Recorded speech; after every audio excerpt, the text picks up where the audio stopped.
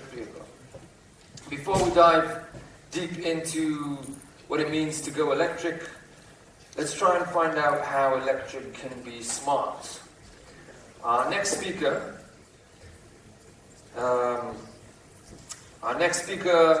is listed as of 2014 as the 71st most powerful woman in the world by Forbes. Ladies and gentlemen, please welcome Padmasree Warrior, CEO, Chief Development Officer, and Board Member, NIO US and NIO.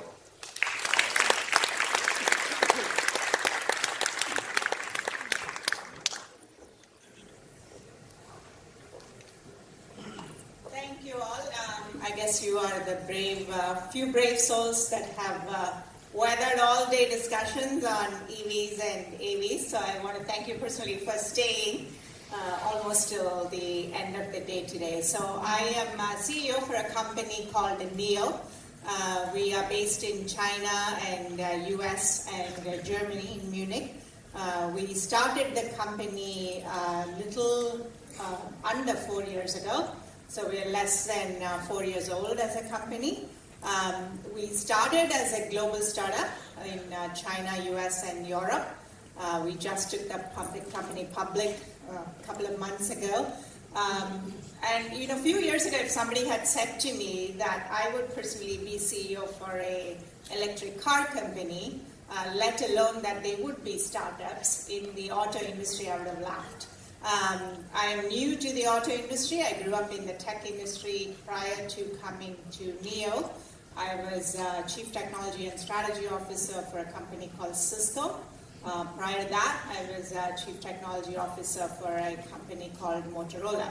So my background was all in mobile and cloud. So today we are talking about smart mobility with an emphasis on the word smart. And clearly I come from industries that have enabled many devices to become smart. And that's the reason I joined this industry. So why are we at all talking about mobility? So what's the big deal? Why are there so many startups? What's all the excitement about in the mobility space? Why is this important? I think let's start there. I think to me, mobility really for human beings means freedom. There was a gentleman here that asked a question, what happens when mobility becomes a prescribed solution? Would human beings feel like we've lost our freedom? And I think that's fundamentally why we all care about mobility. And for generations, the movement of people and the transportation of goods have helped for us to become a connected world. And according to McKinsey, by 2030, roughly 60% of the world's population will live in metropolitan areas. And as we all know, we've talked a lot about traffic. Many of us love mobility and love cars, but we hate sitting in traffic, where we are moving at 20 kilometers per hour or less than that. So essentially, electric vehicles, autonomous vehicles help us solve this problem. At NIO, we say we want to give people their time back, and that's really why we are working on this, right? So it's not, the technology is cool, and all day long today we've talked about how technology helps us get there, but until we apply the technology to really solve real problems, we won't be successful. So I think that's the reason that I started in this industry. So there's a big debate out in the industry, will people ever buy cars or not? Will our cars become obsolete someday? But regardless of whether it's ride share or on demand, people still have to be making these vehicles, and we're in the business of making this a reality. So we're a real business making and selling cars, and we believe that all of us, from the time we are little children, love cars. In fact, for many people around the world, the first thing they buy with a paycheck is a car. In the US, people spend 30% of their income today in buying cars. In countries like China and India, that's almost 100 to 180%. So people spend a substantial amount of their money aspiring to own a vehicle someday. So I think that will remain. Probably there will be less number of vehicles in a household. As somebody pointed out, in the US today, roughly there's about 2.5 vehicles per household. That number will definitely come down as we become more efficient in providing solutions. So our challenge as an industry is to make these products to what they need to become, not what they have been, right? So that's, I think, how we think about cars. So the car of the future is really no longer just a car. The car of the future is a robot. Essentially, it's a collection of sensors, cameras, radars, lidars, ultrasonic cameras, all of these integrated onto amazing compute platforms that my friends at NVIDIA and Mobileye and companies like this are all building. But essentially, I tell my team at NIO, we're not building a car, we're building a robot that looks like a car. There's a subtle but significant difference, right? If you think about it, there's a lot of hardware innovation that has to go into making that a reality. What should the ingress-egress, how do you enter this robot and exit this robot need to look like? That's a mechanical engineering challenge. And so it's actually, as the car transforms to the car of the future, it's creating a renaissance in the hardware industry revolution. And the car is a service. I think we all know that we today use a mobile app to get a ride on demand when we want it, where we want it, and it tells us how long it's going to take to get there, whether it's Uber or Ola or whatever the app is and whatever the company is that's providing the service, and someday that will be a robot, right? That's a robot taxi. The car is really a battery on wheels that can be charged in minutes.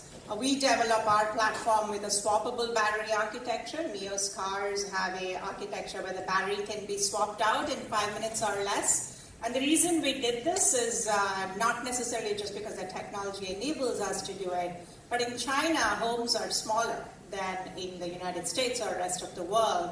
So people don't have big garages to install charging ports in their homes. So they have to rely on public infrastructure. And of course, you don't want to wait at a public charging station for 8 hours or 6 hours to have your car charged to half the capacity. So we developed a robotic system that swaps out the battery in 5 minutes, and we provide that as a service. So if you think about that, the car is really a battery on wheels. And more, the car is a data center, right? Today it has 3 supercomputers in a car that are all virtual and distributed. There's probably a server sitting inside the car and in the cloud, so the car really becomes a data center on wheels. And so when it drives itself, it'll be safer than us driving, because computers don't get tired, they don't get drunk, so it's going to be much safer. Of course, we have to get the technology to be as safe as or better than a human experience. And the car will actually be a living companion. A living room. Within NIO, we develop a AI agent in the car that understands who is in the car, what are your preferences. We call that Nomi. Today, Nomi talks to our passengers in Mandarin because that's our customer. And someday it'll talk to you in any language. And the difference between an AI inside a car and an Alexa or Cortana or Siri is that this actually controls functions inside the car. So you can tell Nomi, open the sunroof, adjust the temperature, play my favorite song. It does all that, unlike the AI in your smartphone. So that is the big difference. And so the car of the future will be different, but they will be cars in the future, whether we call them cars or robot. That's really up to us. So the industry is evolving, and I think it is not that the auto industry will not innovate or won't innovate or cannot innovate. I think, but the nature of what we are working on has to change. So if you think about the car industry, a little over 120-year-old industry, you can kind of think of the innovation in 3 phases. Phase 1 of the automotive industry, the innovation was primarily in mechanical and hydraulic systems. The second phase was all about electrical and electronics. And the third phase is really going to be about digital systems, or it's actually what we call software-defined hardware. So it's not just software, it's not hardware, it's really how do you combine the two together. And that's a big challenge because actually it demands skill sets to be very different. And so I think that's the opportunity for the entrepreneurs in the room to be really thinking about the full stack of development that these vehicles of the future will require from all of us. So, some of what I'm saying might sound like science fiction, right? If you think about the car becoming the next big screen, it becomes not just a mobility. I mean, today we're all talking about mobility, but think of the opportunities for commerce, content, and productivity. So the next set of startups I think if I were to fast forward and say 5 years from now, if I come to this conference, will we call this smart mobility or different kind of applications because of that mobility? So those are the startups that we need to be working on today. And that's not far-fetched, by the way. I used to work in the smartphone industry, which used to be called the cell phone. And primary application was a voice device when I was at Motorola. It was primarily phone calls. And today, if you look at anybody's device, nobody's holding the device like this. Everyone's doing this. Right, so it's become the new screen, and the screen has evolved, and the content, commerce, and productivity evolved from television to PC to smartphone to the next screen will be in our autonomous vehicles. So the skill sets from entrepreneurs that are needed for this to happen will be not just AI, not just robotics, but understanding data. We talked about data platform, data science, but how do you monetize that data without violating people's privacy? This is going to become a big opportunity. Security is going to play a big role in this. Of course, electrification and shared economy. So this is the next big growth we will see in many different industries. So why at all work with cars if we all love cars so much? So what's the problem? I think Morgan Stanley or somebody said cars today are actually the most dangerous, most underutilized mechanical device there is on the planet, and this is probably true, right? The first big problem is a loss of productivity. Why do we all hate commutes so much? Because when you're sitting in a car, you're literally a prisoner. Today you can't work, and if you're distracted or trying to work, you'll probably be in an accident, so you better not do that. You better focus on driving. So how do we give people time back? This is a global problem. Roughly around the world, 130 billion minutes of productivity are lost because of commute times. In the United States, 4 million Americans commute roughly 45 minutes each way, and there are hypercommuters that commute 90 minutes each way. So that's roughly 3 to 4 hours of people's time that is lost. So how do we give people that time back? What will be the next set of startups that will focus on this? Once we get autonomy, then the next wave of innovation will come in from enabling people to be productive or peaceful or actually be entertained in their vehicle. The second big issue is pollution. This is a picture of Tel-Aviv. And I read somewhere that the environment minister in Israel actually said that 2017 data, there were 2,200 people in this country that died because of air quality related issues. About half of those issues are caused by vehicular pollution, and that's apparently more than the number of lives lost in car accidents. And this is again a global phenomenon, right?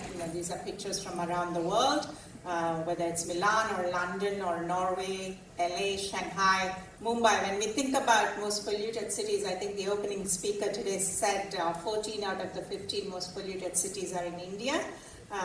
China is no better. Shanghai or Beijing, if you go, you literally have to check the air quality and wear a mask. But LA is equally bad. So I think this is another issue that we know electric vehicles solve this problem.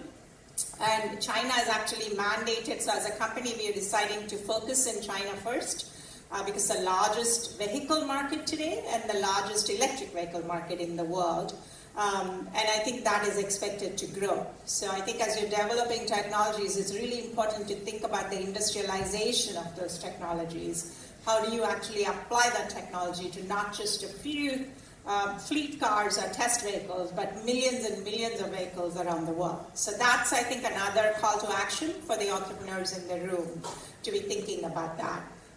And it's all, it's going to continue to grow and around the world, hopefully, and Israel probably increase its adoption rate as well. I firmly believe someday we will not see internal combustion engines anymore. It will be all electric vehicles, not just because it's good for the environment, it's actually good to maintain. It's very low maintenance. I have an electric vehicle that I haven't had anything to do with in terms of service or maintenance for the last 5 to 6 years. A third issue is accidents, and so the reason that we are actually excited about autonomy because we make cars that we sell to consumers is to keep our customers or our users safe.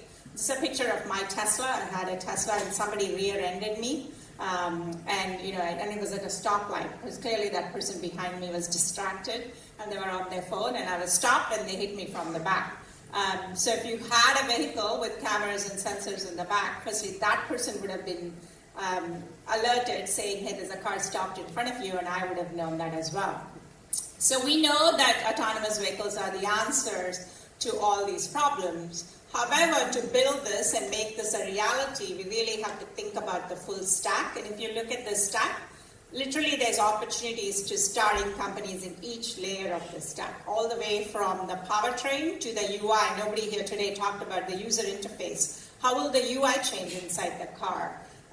Do we need an instrument cluster that's actually displaying information that perhaps is redundant when you have an electric vehicle and autonomous vehicle? How does that need to change? So these are things that we are working on along the full stack, making these cars a reality. So as I said, NIO, we're a global company. We decided to start the company as a global company, not to just take advantage of the market, but to leverage the talent everywhere. We work with partners from around the world. Mobileye Amnon is a close partner for us. We use the technology that's developed from many different companies around the world so that we can be faster to the market as we focus on things that no one else is doing, that we can put our resources in. So I know I'm out of time right now, and I went through some of that very quickly, but I want to end with saying, as we think about electric vehicles, as we think about autonomous vehicles, it's also important to think about what comes next. What would be some applications that we can develop?